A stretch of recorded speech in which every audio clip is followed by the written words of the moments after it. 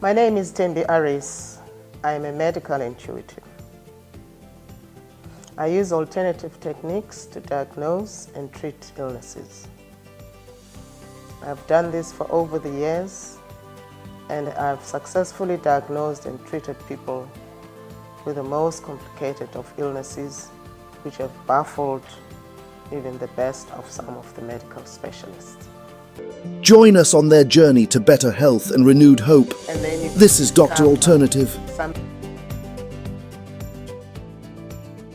Welcome to Dr. Alternative. Welcome to Gqeberha. We are back again, but we're not going to be talking about the evolution of medicine, as we covered in the previous episode. I know we've touched a few nerves, so we want just to cool down a bit, and then we go back to discussing and debating it again, because it's necessary.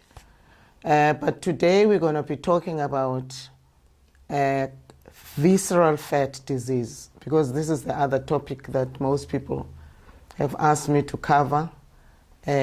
Visceral fat is belly fat, stomach fat. So we're going to be talking about visceral fat today and everything around it. Make sure you don't go away, and welcome. Hi viewers, we are back again this week with another exciting topic. I'm back with my questions, and Thembi is here to answer all my questions. Welcome. All right, as usual, I've prepared this clip on visceral fat disease, so please take a look.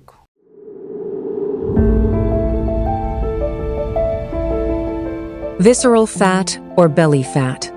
This is everybody's nightmare, be it male or female. Some call it a beer stomach. Visceral fat is actually your friend. It cushions and protects your liver, your pancreas, and your intestines. It also is an energy storage. The problem arises when you start to live unhealthy, whether through bad nutrition or lack of exercise or even genetic defects. You need your fat, but you need to manage it well.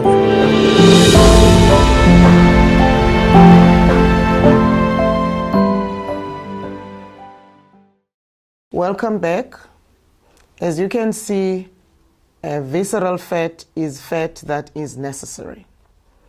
But it becomes a serious problem once it exceeds the normal levels and creates serious health implications.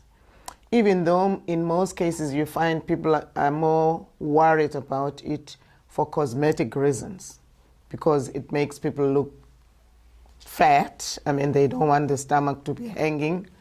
They want to look good. So when the fat is hanging over your stomach, chances of you fitting nicely in good fashion is compromised. But we're not looking at it from the cosmetic perspective, even though this is also important, and even though this is what informs most people to end up looking for help. But we're going to be covering a visceral fat disease from the health perspective. And as usual, Lorica is going to be asking questions for you on your behalf. All right, thank you, Thembi. The belief regarding belly fat is that it is caused by an unhealthy lifestyle, fast food and alcohol. What is your input on this? It's true, it's partly true, but there are other things that would lead to visceral fat disease. But it is largely because of how people live their lives. Now you must remember that in our modern society, once you start having money, then you start having all kinds of fast food. It's true. You'll find that people, while they're still struggling, they eat healthy.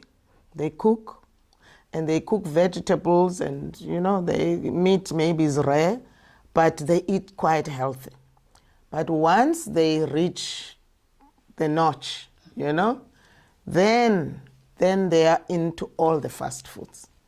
So, and that is common a lot amongst us black people. I mean, I even watch the politicians. I mean, you see them when they get into these political positions, that they're tiny, they're looking healthy, and once give them a few years, then it's like, is that so and so? Because the cheeks are this big, the stomach, the whatnot, because they're eating all kinds of things because they can now afford. And even the meetings that they're attending non-stop, you know, after every meeting there's decent meals, you know. So it's something that's very common. I don't seem to find it among white people. I'm talking about myself. I don't know. People may correct me if I'm wrong. I don't seem to find it among white people who get into these positions. You find they maintain there. You won't find a person who was, even though the difference with them is that before they get into these positions, they were not struggling anyway. So it's not like it's a new thing for them to afford this kind of lifestyle. So maybe, I mean, there's a reason for that. But it's something that is consistent with black people. So the lifestyle is synonymous with you have arrived, okay?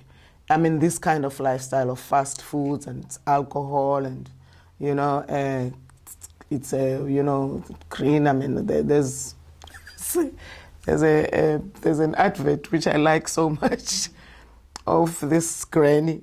She's sitting with her grandchild at I'm not sure which one of these fast foods, but there's a bunch of ice cream that are in the cone that are all over the front. And she said, one for Nana, one for Nana, then one for Coco, one for Coco, one for Coco. The list for Coco keeps getting, but for Nana is only 2. That's very funny. I actually like that advert. So what I'm saying is, when people reach a certain level of standard of living, they miss, particularly black people. To them is, now I can have what I want. They eat unhealthy, they eat late because there are parties all over. You find at such and such a time they're still dancing, there's liquor, there's what. So belly fat is largely caused by the lifestyle and by alcohol. But it's not only caused by lifestyle and alcohol, but it's largely because of lifestyle.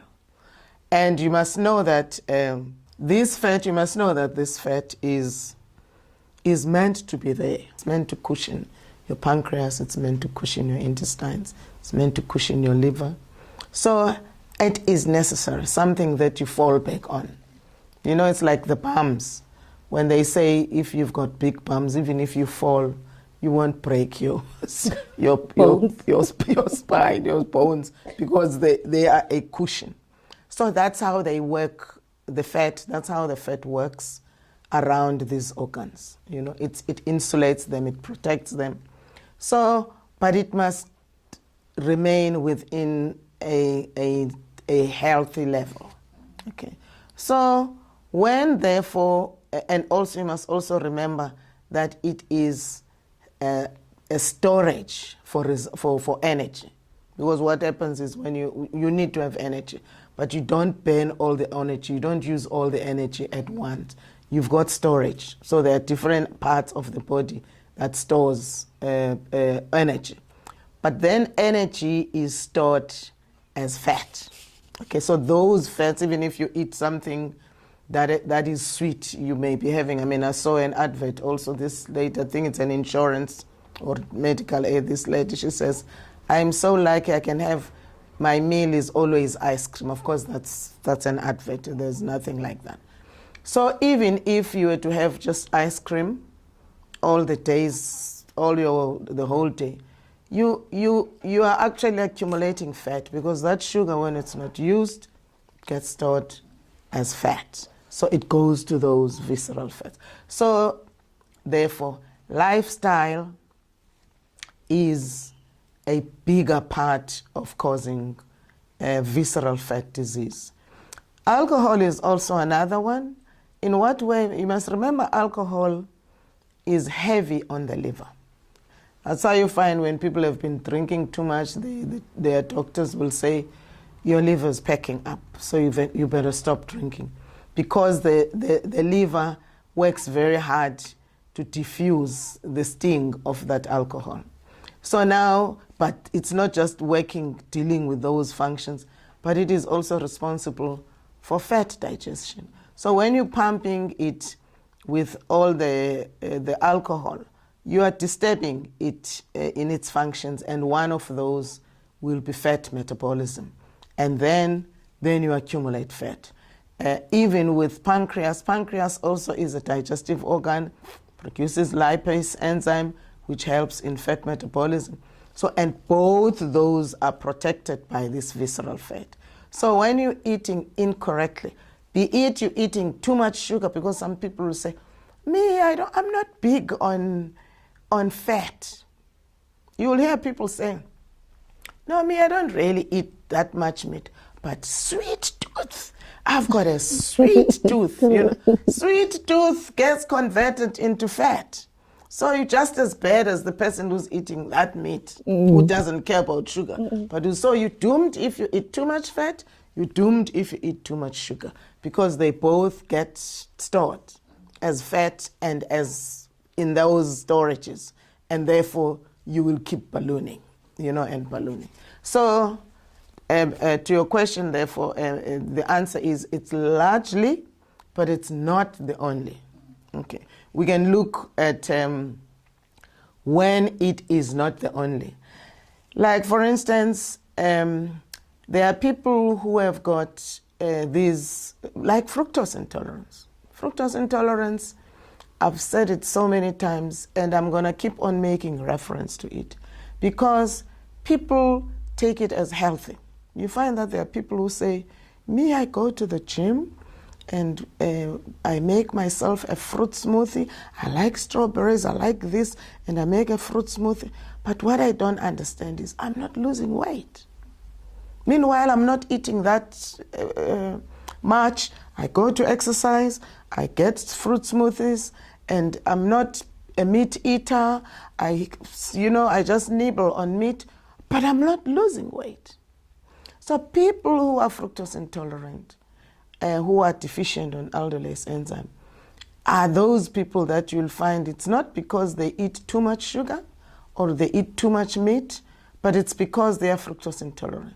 So even that fruit, you find maybe they are not gobbling on fruit too much, but because they are intolerant in fructose, they are fructose intolerant, that makes them to accumulate fat, because aldolase B, which is stored in the liver, will cause that liver to battle to metabolize fat. So so those people will find their lifestyle looks healthy on the outside, because, like I'm saying, they are going for the gym and they're eating a fruit smoothie. So they don't. I remember one lady who fall in this category, and she actually picked up that she was fructose intolerant. And then she said to me, now it's actually making sense. Why? Because she said she alternates her smoothies. She goes to the gym. She alternates her smoothies. She will have a fruit smoothie on Monday and a vegetable smoothie on Tuesday, like that. Okay. But it's three times a week of the fruit smoothie and twice of the vegetable smoothie. And then on weekends, she just slows down, and then she will nibble on a braai, But she says, I'm not big on meat as well. But she was not looking good, she was not feeling good, and she did not understand. So now when I'm telling her that it's because she's fructose intolerant, she said, I can actually relate to that. Why? Because whenever I make a fruit smoothie, I will find that I don't feel so charged up. I actually feel a bit tired-ish, even though she could not put a finger on it. But she said she actually noticed that on those days when she did the vegetable smoothie, she said the taste is not as pleasant. But she said what she noticed is that she would actually feel so much energetic. You know, she would feel fantastic. But when it's fruit, she would not feel. But then she never got to think to ask, because she never knew there was anything about fructose intolerance. It's only when she heard from me that she knew there was something like that. But it just hit home immediately in a case because of her alternate smoothies that she was making and the difference that these smoothies were making. So what I'm getting therefore is that people who may believe that they're living a very healthy lifestyle, which in a way is healthy, but who, because they are fructose intolerant, it's actually causing the opposite effect, you know? So they may fall in the same category because of that fructose intolerance. So there's many others, but fructose intolerance I like to keep on bringing to the fore because most people still don't understand and some still don't believe it, you know? Some still don't believe it. So, yeah. People in the clinic are always warned that they will have diabetes due to fetish food. So how does sugar lead to belly fat, vice versa? Look, visceral fat is meant to store, to cushion first, to protect the organs, particularly the ones around the stomach, your liver, your pancreas, and your intestines. So that's what that fat is meant for. But then the same fat is used as storage for energy. Okay, now remember, energy is used by the body to do different functions. If you're eating, you digest food, you need energy. If you want to absorb food, you need energy.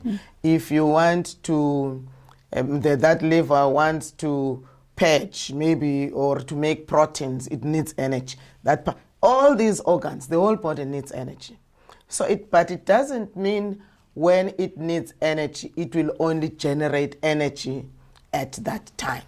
So when you eat, you bringing in energy. You're not only just bringing energy, fat, cell production and a whole lot of other functions, they benefit from that. But energy is one of those. So that energy is used by the body in its functions, the different body systems and its functions. But then it will use what it needs, and then it will store. It's like your fridge, that you will eat what you want, use what you want, the rest you keep in the fridge. You're going to go back to fetch when you need to use it. So this visceral fat, therefore, is the fridge, if I may use that analogy. Now, but then you cannot store that sugar. Now, for instance, when they warn you that don't eat so much chocolate, don't drink so much cool drinks and whatever, you're going to have diabetes. Of course, you're going to have diabetes both from the side of the insulin or the pancreas being forced to work too much to produce insulin, and therefore that ends up making it to crash, then causing you to have diabetes.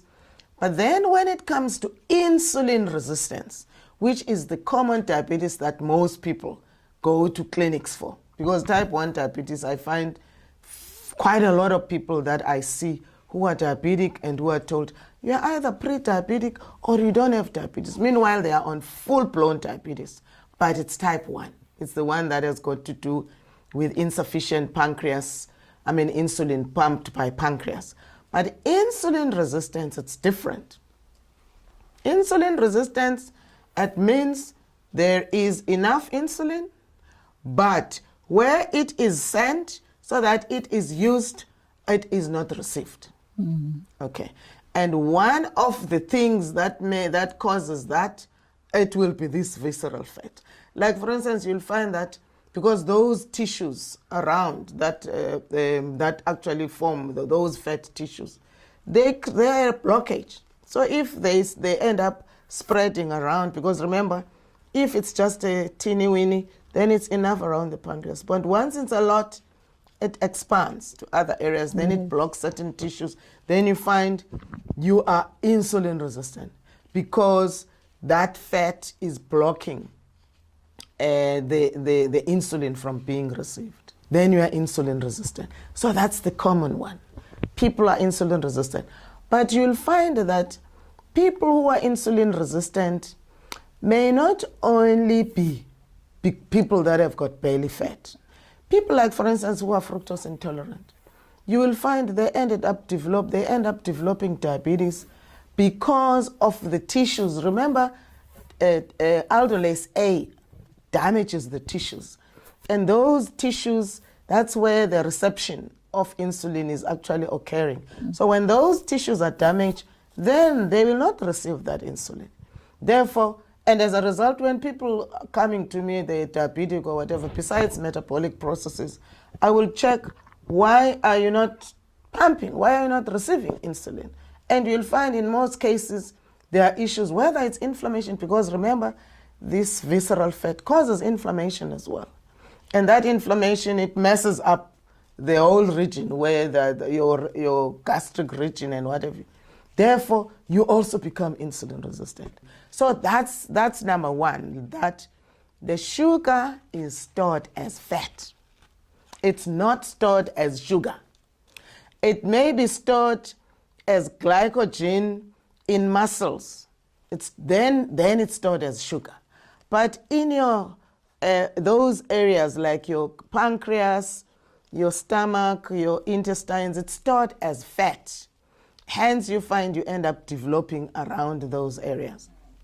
So and then when it's stored as fat, it causes inflammation, and then it causes the tissues to be accumulating fat, and therefore they are not receptive to insulin.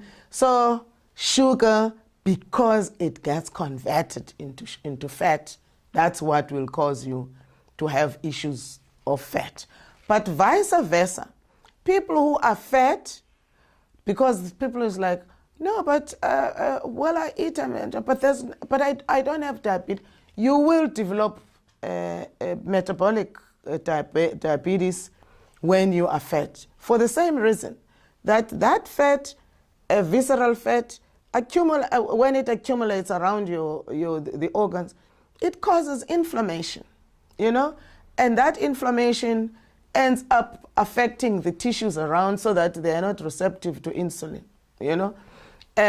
But also fat causes, when you're not receiving that insulin, therefore you're not going to be able to use that insulin because you are insulin resistant. So, and remember, one thing that I always want to stress to people is that insulin carries sugar. Insulin is the carrier of sugar to take it to where it is needed. It does not, because the understanding of people, they think that insulin causes I don't know, but I can't even remember what the confusion that you find. People think insulin reduces sugar. It reduces sugar because it takes it to where it is needed. That's what makes sugar to go down.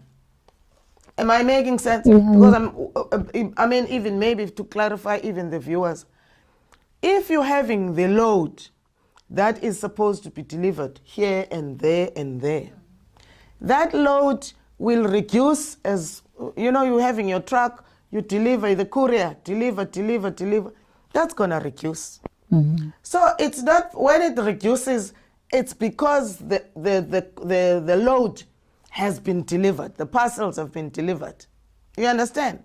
So the truck itself does not mean the parcels have been delivered.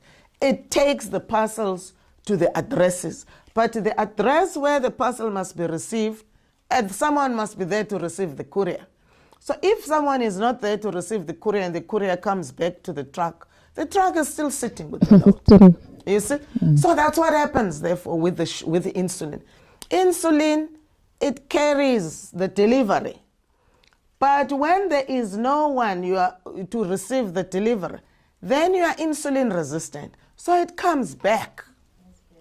So when it comes back, because this is the other thing that I want people to understand, because they think, oh, if you've injected yourself, if you injected yourself. It's if the reception is not fixed. That's why you find people, they will be injecting themselves. Maybe they started with tablets, and then they change to others because the sugar is not stabilizing. Then they give an injection, then they're getting a shot in the morning. Now they must also have it in the evening. Why must you keep on increasing your shots while you're getting the shots? Because the shot is supposed, the treatment that you're receiving with diabetes is supposed to stabilize. Why are you not stabilizing your sugar? You change from this to that, you increase it. The next thing, you chop your foot. Why? Because you've got gangrene. But it's meanwhile you're on treatment.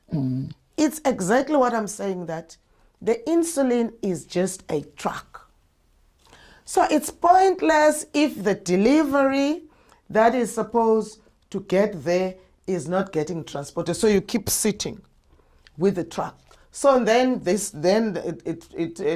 breaks down, then you bring another truck. If the truck is not managing to get someone to receive that delivery, that's a useless exercise.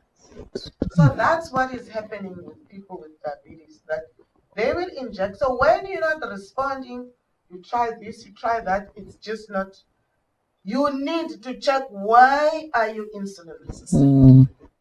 Why is it? Because maybe, and that's different. When you're not pumping enough insulin, that's one thing.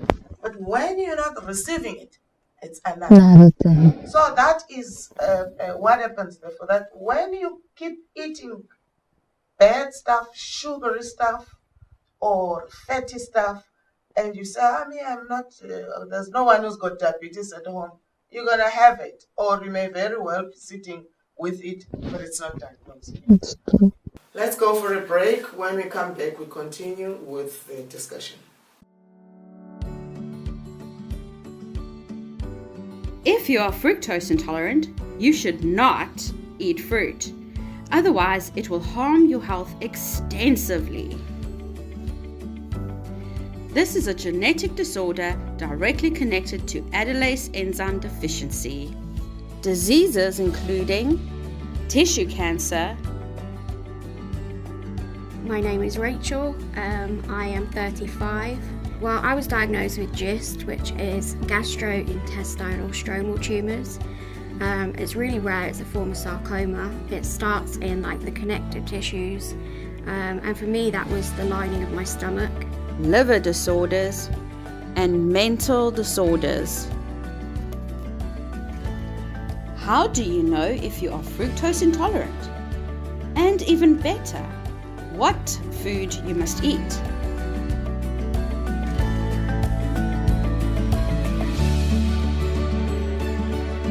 Welcome back. We are talking about visceral fat disease, the accumulation of fat in your belly, in your stomach region, and the implications of that. Okay. Does it always follow that thin, fat stomach means you are safe? If that is the case, how do thin people get diabetes? Actually, before I answer, I'll give an example of. I had this lady from King Williamstown.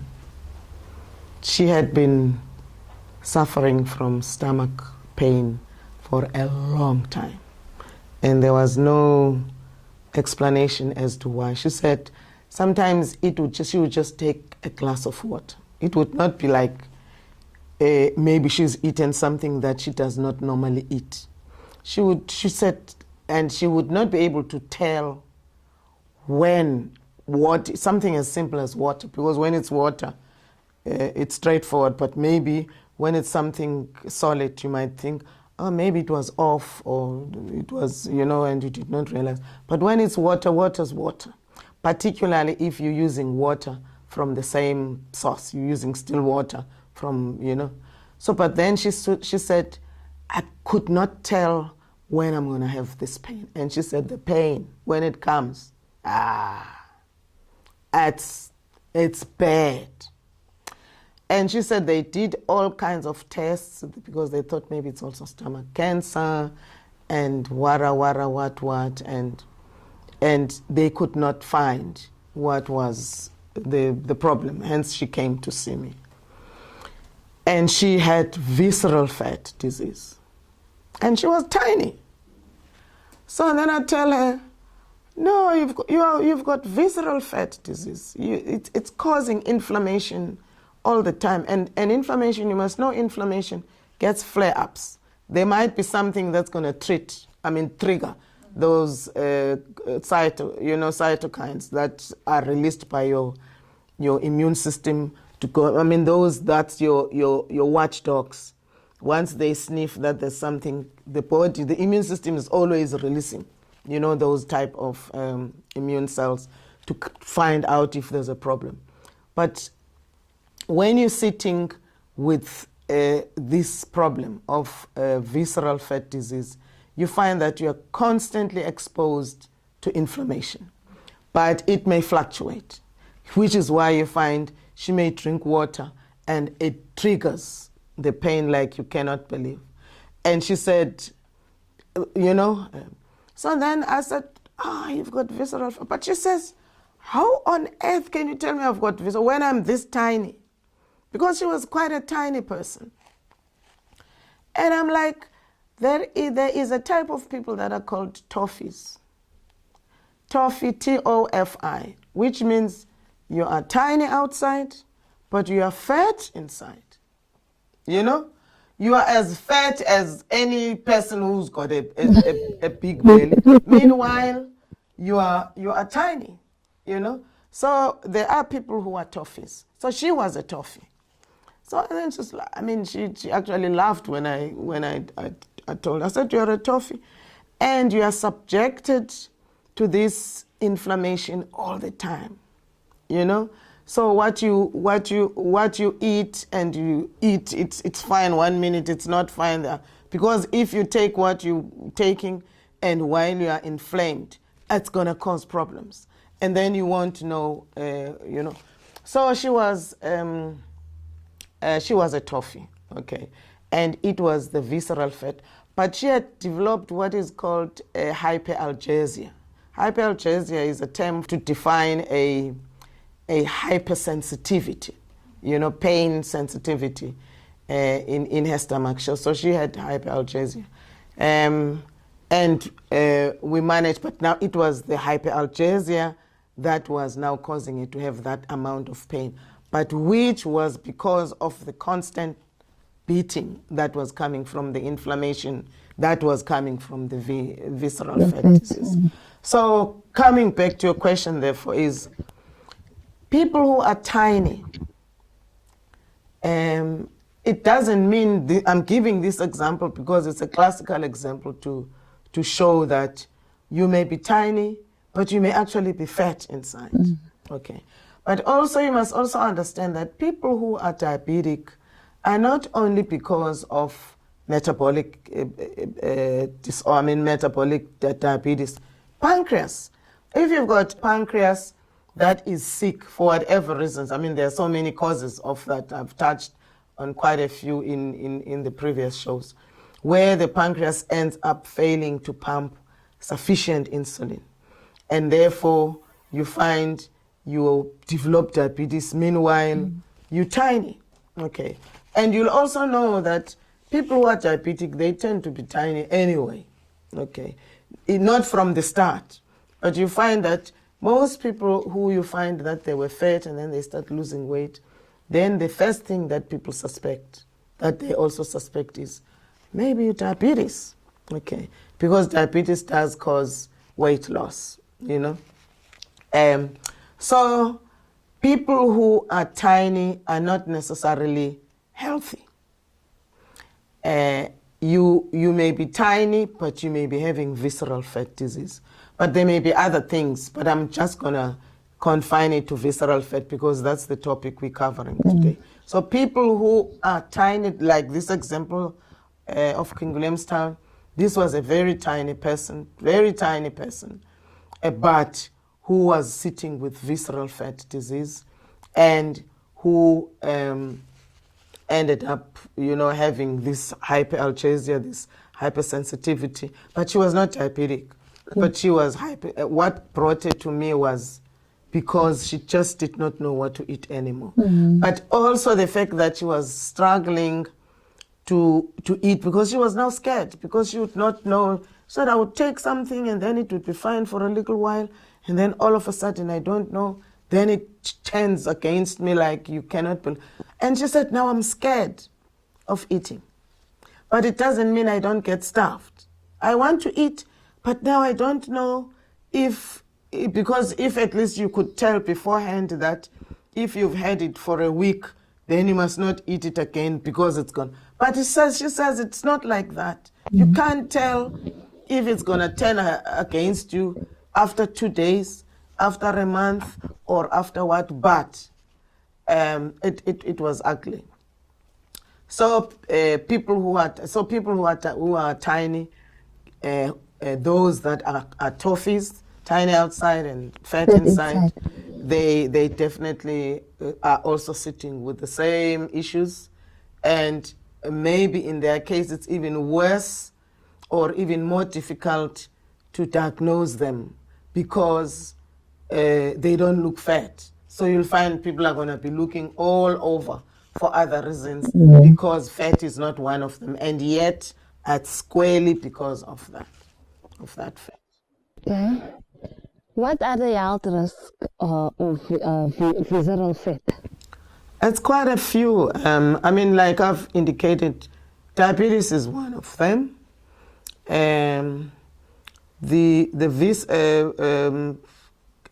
Like this person I was talking about, because it causes a lot of inflammation, so it messes up your metabolic processes.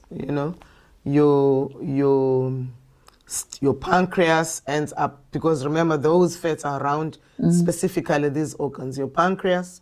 So when it's covered with quite a lot of fat, then you find it's also going to battle to do its function, to produce its hormones like insulin and gastrin, or to produce the enzymes, your lipase and whatnot.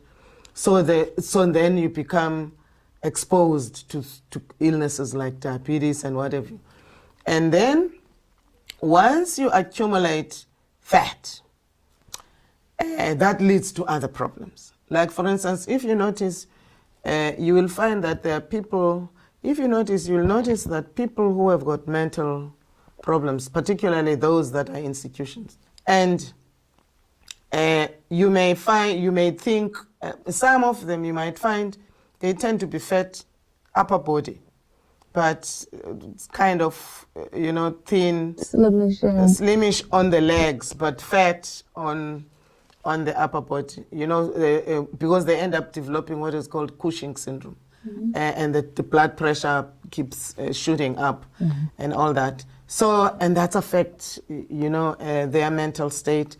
Then you find people that have got fat issues, they tend to be depressed, they're anxious, they're irritable, they've got low self-esteem, and so on and so on. Those things are not because of the outward look, that maybe because a person is fat, because on the contrary, if you're looking at what's going on now, fat actually seems to be there, even though it's the bumps.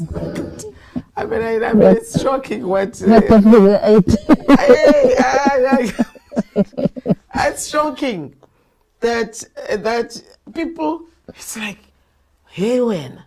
I mean, the person is tiny, but the bumps, but those bumps, but there are also people who've got a condition which is called DECAM, It's also another fat disease problem, but it's not visceral fat. It doesn't accumulate around the viscera, but it accumulates around the hip area.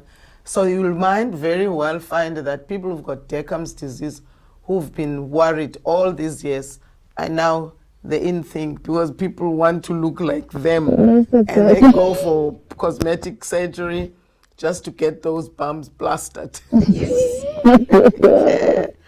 It's actually crazy what's going on. You know? I remember there was once a Kenyan guy who came to do some consulting work for us some time back. And so we were driving him around Port Elizabeth. And then when we went back to the office, he says, Thembi, is there a special diet here in South Africa that women, that is specifically reserved for women? I said, no. And why is that? He said, because South African women, particularly black women, they all have got big bums. And I'm like, come on, he said, seriously, why do we think that's one thing that is just distinct about South African, particularly black women, Well, I said maybe it may just be genetic in that case, besides the lifestyle. Because when you're not all fat, like stomach and all that, but it's just then you may very well be sitting with Tecum's disease. So what I'm getting at therefore is that, so the health risks you are like, diabetes is definitely one, but also blood pressure, high blood pressure. But people who've got visceral fat disease, they don't develop adrenal hypertension. It's mostly portal vein hypertension. Portal vein hypertension is linked to the liver, and the stomach, because the portal vein is the large vein that collects from the stomach and the intestines and goes via the liver to leave the reserves there, and then go back to the heart. It's a vein, it's not an artery. People who have got visceral fat disease are likely to develop high blood pressure. But then you must know what high blood pressure does, because high blood pressure is when the pumping of the heart, it affects the heart. When it's outside the 120/80, level, then it starts causing issues. So you might very well be exposed to a stroke. So there are so many things that stem from that end up leading to that. Then you find then there are breathing issues, because that accumulation of fat affects the arteries because it blocks, it will accumulate when fat ends up becoming too much. Doesn't mean it only gets limited to that. Then you find then the liver is no longer just struggling to deal with fat metabolism of visceral fat. Because remember the liver, cholesterol, the liver's there, triglycerides, the liver's there. So when you're sitting with that visceral fat that's affecting the liver, other types of fat, which are not necessarily accumulated there, because triglycerides you find in the blood, and then cholesterol it's actually in the liver, but then they end up causing the plaque, the build up around the arteries, which ends up affecting your heart, and it may lead to heart attacks or strokes. But that has stemmed from that. So there are so many health hazards that actually originate from visceral fat disease. So, but it's something that people know, even if it may not be specific that it will be it will just be diabetes and blood pressure that is mentioned. There's a whole lot that people may not conceive because of visceral fat disease, because that liver is responsible also for hormones. So those reproductive hormones, you need them for healthy conception, and even though there are other systems that are involved. So there are so many things that are secondary manifestations to your visceral fat disease. Well, Thembi, this brings us to the end of my questions. So let's touch on exercise. How effective is it? Exercise, actually my philosophy even though I don't know how, I'm not talking about other people. But my philosophy is exercise is very important. Exercise, you just cannot do without exercise. God created us to be active all the time. We must work, we must walk, we must, different types, because that is necessary. But that counts for a lesser percentage of making you thin, other than food. Your food counts for more in making you fat. Exercise counts for a lesser percent. It's not the other way around, that you can exercise and kill yourself and then you go and gobble a big plate of braai and all that because you say you are exercising. You're actually defeating the very purpose of what you're doing. So food takes a larger percentage in determining how healthy you are and how trim you look and all that. That's why you find even these things of intermittent fasting that people are getting into. That's training the body not to eat too much. Training your mind, not to eat too much, because food counts for more in making you healthy or unhealthy. Exercise is very important. You cannot think you're gonna say I'm eating healthy, but then you have got a sedentary life, because for you to be able to pump, that heart needs to pump, and the heart pumps cardio, pumps with activity. That's why you find most people when they are sleeping, that's when they start to feel all the ailments, whether it's the fingers that are sore, it's the toe, or they say I get pain, because the activity is not there. You're sleeping, so that heart is also slowing down. Whereas when you are active, you are assisting your heart. You're assisting your lymph to drain. One thing that I'm going to try and cover in the next episodes, maybe not the immediate one, I will see, is the lymph drainage. I don't think people realize the importance of draining lymph, that it actually makes a mockery of just these treadmills and these cardios.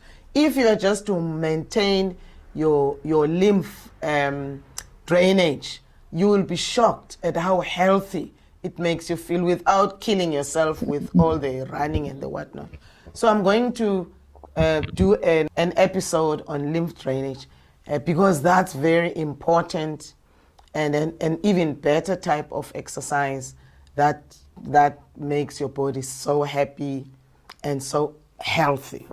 So you guys keep monitoring your feeds and your what have you, but it's always best if you come so that I can tell you if you are fructose intolerant or if you've got genetic issues that make you battle with visceral fat or whatever, because then you get what is appropriate for you, be it supplements, be it medication, be it dietary guidance and all that.